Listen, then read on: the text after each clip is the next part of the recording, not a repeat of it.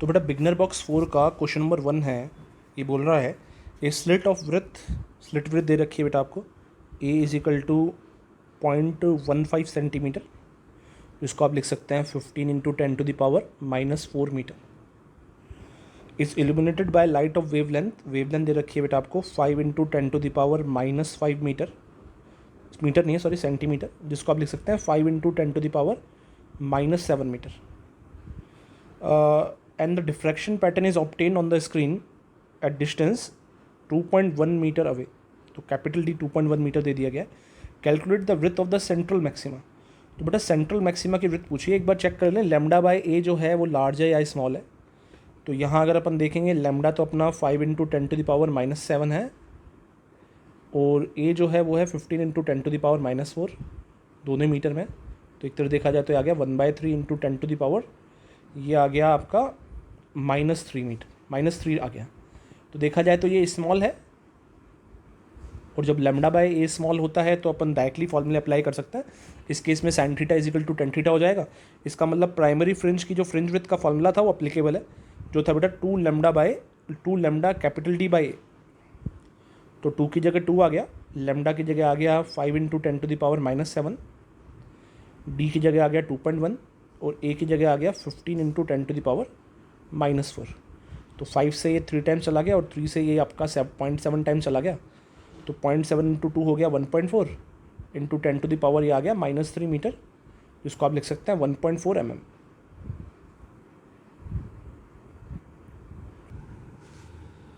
इसी में जो बेटा क्वेश्चन नंबर 2 है वो बोल रहा है the wavelength of light, lambda दे रखा है आपको 600 नैनोमीटर, जिसको आप लिख सकते हैं 6 इंटू 10⁻⁻7 मीटर।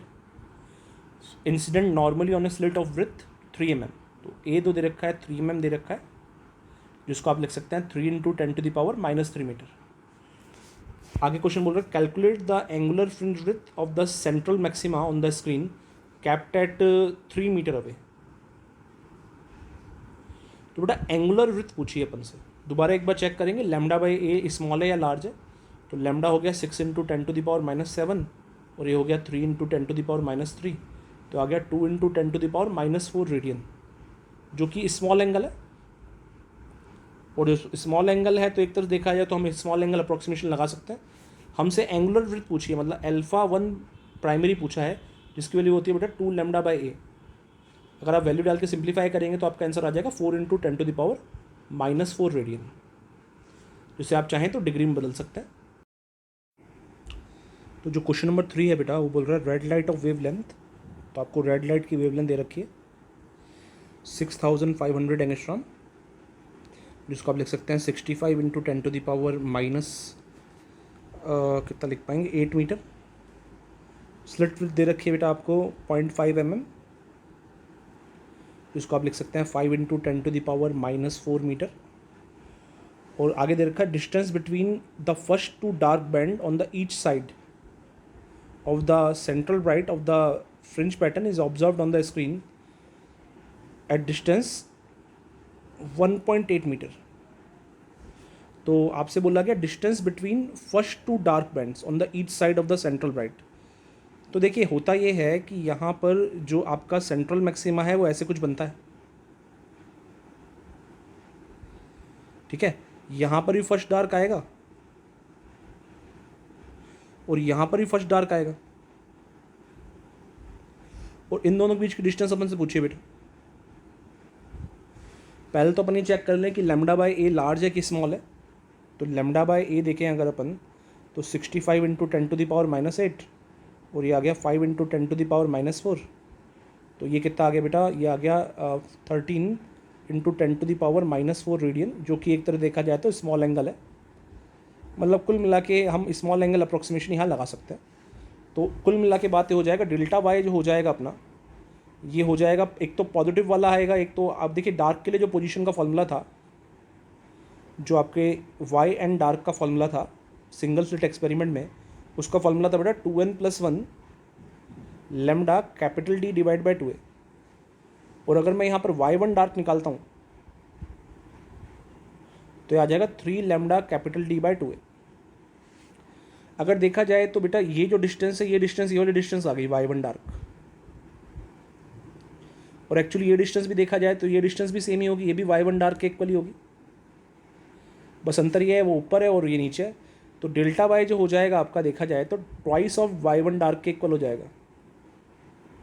मतलब जो आपका आंसर आएगा वो आएगा 3 lambda capital D by A, 2a की जगह a हो जाएगा। तो 3 लैम्डा की जगह आ गया 65 इंटू 10⁻⁻8, कैपिटल D की जगह आ गया 1.8, और बेटा स्मॉल a की जगह कितना आ गया, स्मॉल a की जगह आ गया 5 इंटू 10⁻⁻4। इसको सिंप्लीफाई करें तो ये 13 टाइम्स चला जाएगा, और इसको फर्दर सिंप्लीफाई करेंगे तो ये कितना आ जाएगा 3 इंटू 13 इंटू 1.8 इंटू 10⁻⁻4 मीटर, जो देगा लगभग 7.41 mm। ठीक है, तो बिगनर बॉक्स का जो नेक्स्ट क्वेश्चन है बोल रहा है बेटा in wide single slit experiment first minima for lambda 1 is equal to 660 nanometre. तो फर्स्ट मिनिमम बोले तो फर्स्ट डार्क, ये वेवलेंथ लैम्डा 1 के लिए है, कॉन्साइड विथ फर्स्ट मैक्सिमम, तो y1 ब्राइट के कॉन्साइड कर रहा है वेवलेंथ लैम्डा 2 के लिए, और कॉन्साइड करने का मतलब ये हो गया बेटा दोनों की पोजीशन क्या आ जाएगी, सेम आ जाएगी। तो बेटा डार्क के लिए क्या फॉर्मूला, डार्क के लिए फॉर्मूला आता था यहाँ पर n lambda capital D by a, तो n की जगह n1 और लैम्डा की जगह लैम्डा 1 डाल देता हूँ। और ब्राइट के लिए क्या फॉर्मूला आता था, ब्राइट के लिए फॉर्मूला आता था 2n+1 lambda capital D divide by 2a, तो n की जगह n2 लिख देता हूँ, लैम्डा की जगह भी लैम्डा 2 लिख देता हूँ। तो अगर इसको सिंप्लीफाई करने बैठेंगे तो d बाई ए से d बाई ए कट जाएगा, लैम्डा 2 जो मेरे पास आ जाएगा वो आ जाएगा 2n1 lambda 1 divide by 2n2+1। अब बेटा जो आपका डार्क फ्रिंज है उसके लिए भी ऑर्डर फर्स्ट है, जो ब्राइट फ्रिंज है उसके लिए भी ऑर्डर फर्स्ट है, इसका मतलब n1 और n2 दोनों की वैल्यू 1 डालनी है। तो ये 2 इंटू 1 हो गया, लैम्डा 1 हो गया 660 नैनोमीटर, और डिवाइड बाय 2n+1, 2 इंटू 1+1 करूँगा तो ये 3 दे देगा, तो ये 2 इंटू 660 डिवाइड बाय 3 नैनोमीटर, ये अपना आंसर आना चाहिए। और सिंप्लीफाई कर लेते हैं, तो 3 से 220 टाइम्स चला गया, और फिर यहाँ से 440 नैनोमीटर अपना आंसर आ गया। तो बहुत ज़्यादा मुश्किल क्वेश्चन नहीं है, जो क्वेश्चन बोलता जा रहा है उसको फॉलो करते जाओ, फॉर्मूले आपको याद होने चाहिए।